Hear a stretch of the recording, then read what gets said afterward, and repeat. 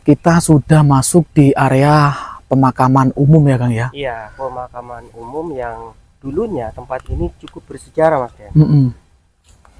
Di depan sana kita bisa menemukan peninggalan Neolitikum. Ya, peninggalan di era Neolitikum ya Kang ya? Neolitikum atau batu muda begitu. Yang jelas itu prasejarah. Prasejarah. Oke. Ini cukup unik ya, kalau di daerah Pasuruan itu unik. Nah ini Mas Den, di depan kita ini kan ya, ada sebuah ini makam siapa ini Kang? makam dari tokoh yang dikenal oleh warga setempat itu Bujuk Manen.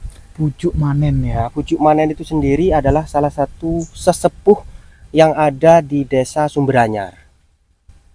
Dusun apa di sini tuh? Wonokaton. Dusun Wonokaton, Ya, desa Sumberanyar ya. Dusun Wonokaton, Desa Sumberanyar, Kecamatan Nguling, Kabupaten Pasuruan, Jawa Timur. Nah, ini sebenarnya sepasang suami istri. Nah, yang ini suaminya, dari pihak istrinya ada di sisi sebelah sana, Mas Den. Oh, yang di bawah pohon besar ini Ada di bawah istrinya gitu Kang ya. Betul. Nah, kalau kita menoleh sedikit, Mas Den, di sini ada pohon yang sangat luar biasa. Iya. Ini jarang kita temukan. Iya, ini pohon apa ini? Ini pohon bidara, Mas Den. Tapi pohonnya raksasa gitu, besar.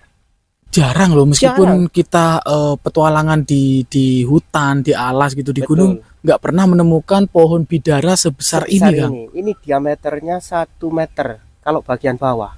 1 meter. Besar teman-teman. Nah, ini bercabang 2 Mas ya. Ke atasnya itu bercabang 2. Iya, bercabang 2 Kang. Membentuk seperti huruf F gitu.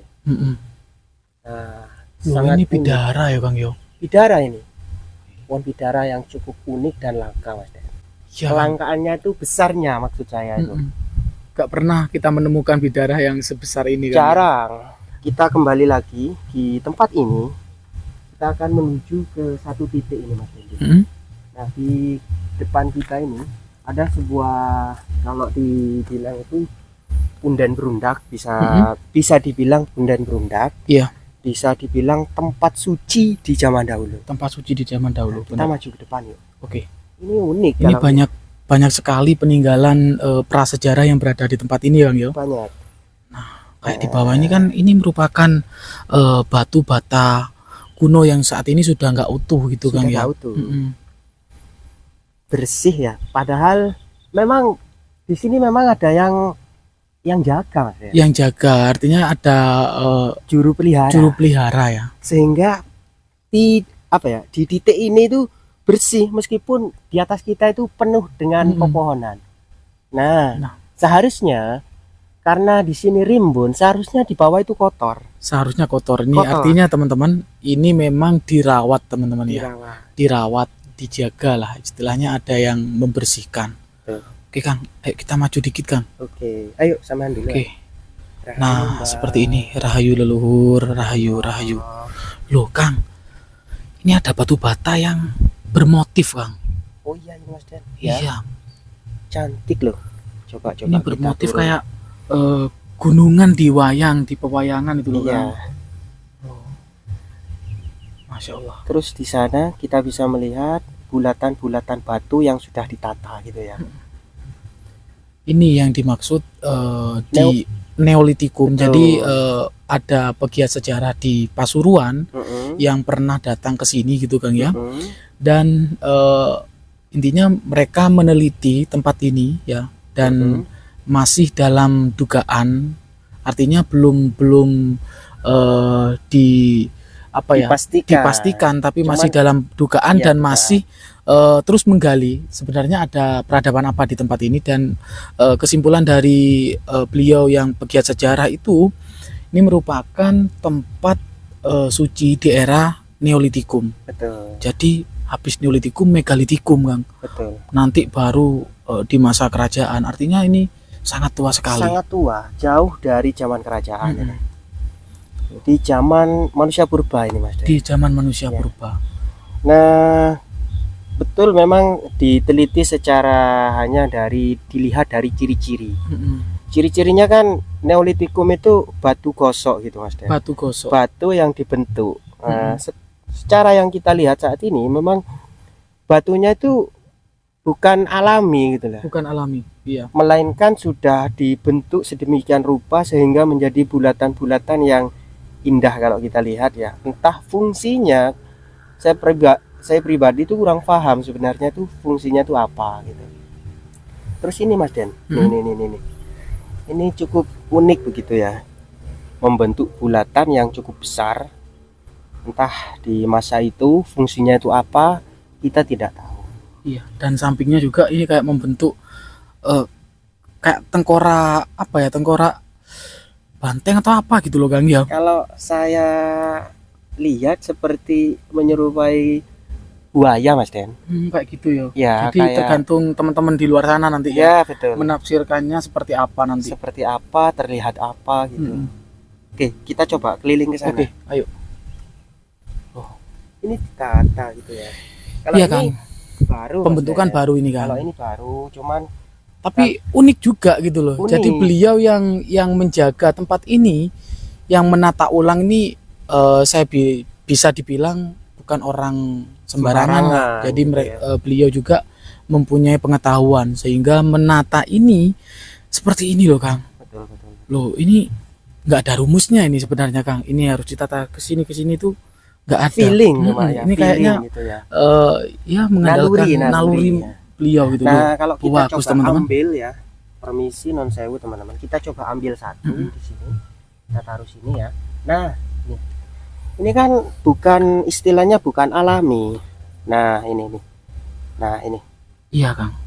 Ini itu memang sengaja dibentuk Kang. Dibentuk gitu. Dan merupakan peninggalan itu Kang. Iya, ini peninggalan Mas. Sangat luar biasa ya di zaman itu untuk membentuk untuk membentuk batu ini saja luar biasa gitu loh. Halus ya, halus.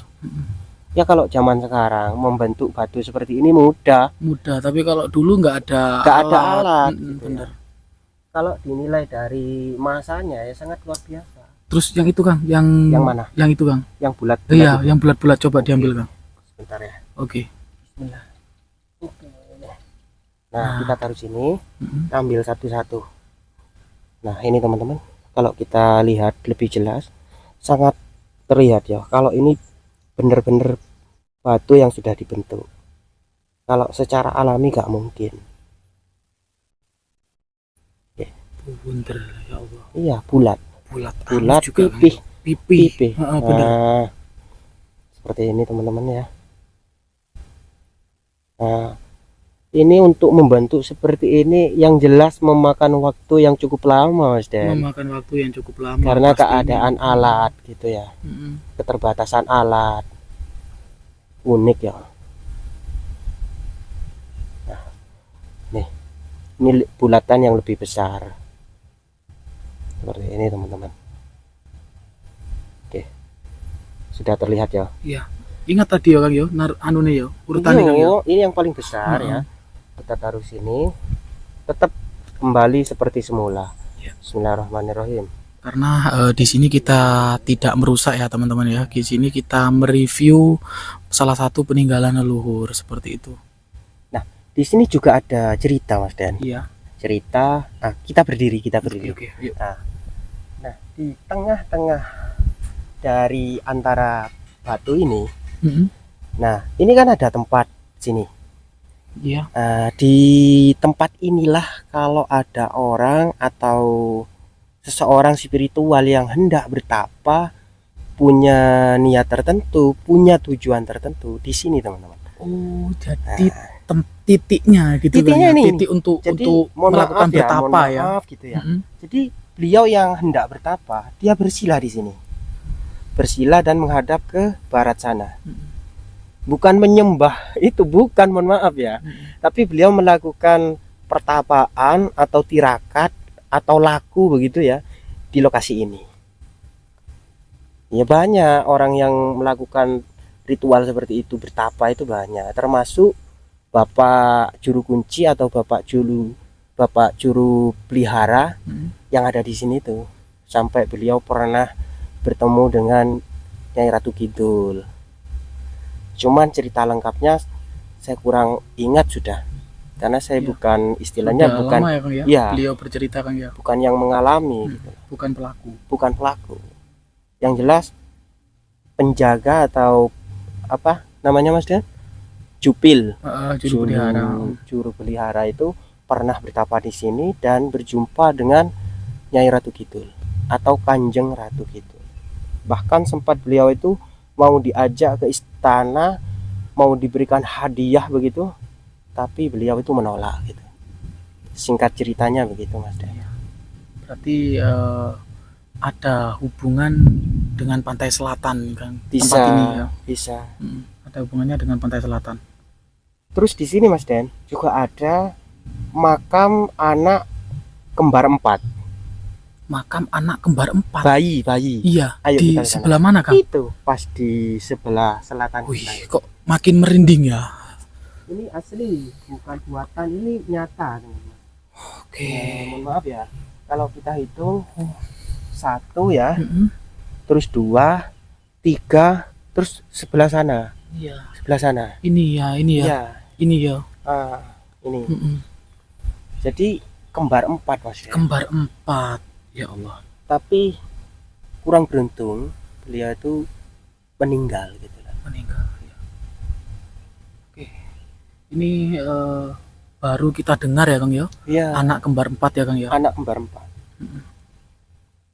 Terus di depan kita ini ada tempat, kalau dibilang tempat berteduh kurang lebar. Kurang lebar. Coba Ini kita apa mendekat. lagi nih? Coba Oke, kita oke. mendekat ya. Ayo Kang, sampai sebelah Oke, sana Kang. oke.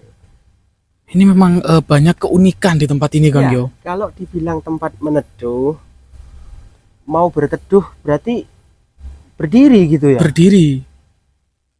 Agak aneh juga Mas Dan. Iya. Sebenarnya itu apa gitu. Heeh. Tempat apa gitu ya. Sulit juga. Tempat lampu gak ada lampu. Gak ada lampu. Di sini tidak ada lampu ya teman-teman ya. Tidak ada Jauh dari rumah warga. Tidak ada Jadi listrik. tidak ada listrik. Kalau panjenengan ingin tirakat atau uji nyali, sangat bagus sekali di tempat ini Sangat Kang ya. bagus sekali. Heeh. Terus Bener-bener alami wis. Terus ini lagi Mas Den, Mm-mm. saya juga pernah mendengar dari warga sini.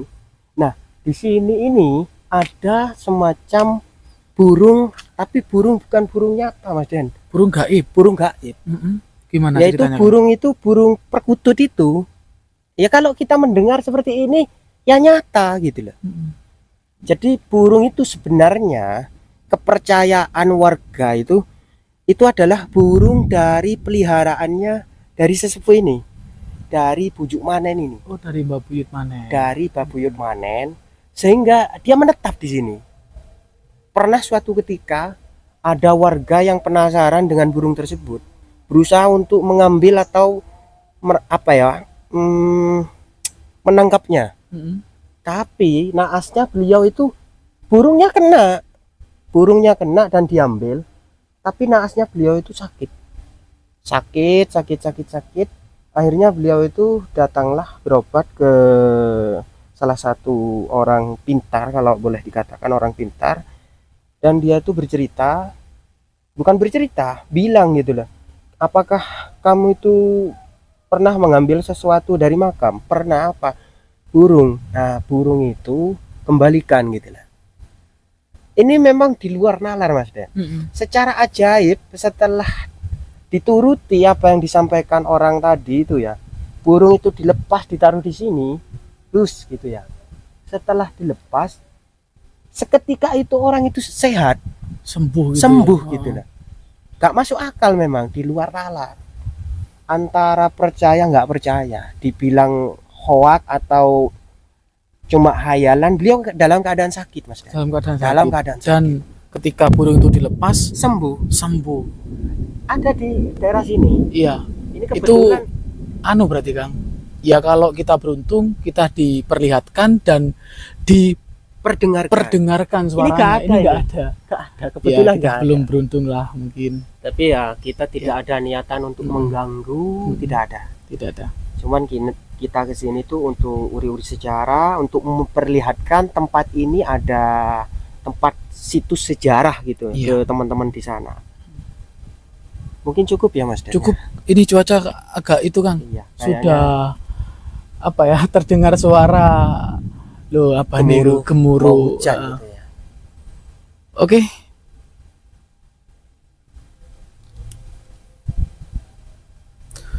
Oke teman-teman, mungkin cukup sampai di sini dulu petualangan kita kali ini.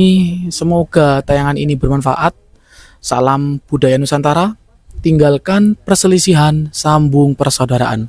Wassalamualaikum warahmatullahi wabarakatuh. Rahayu, rahayu, rahayu.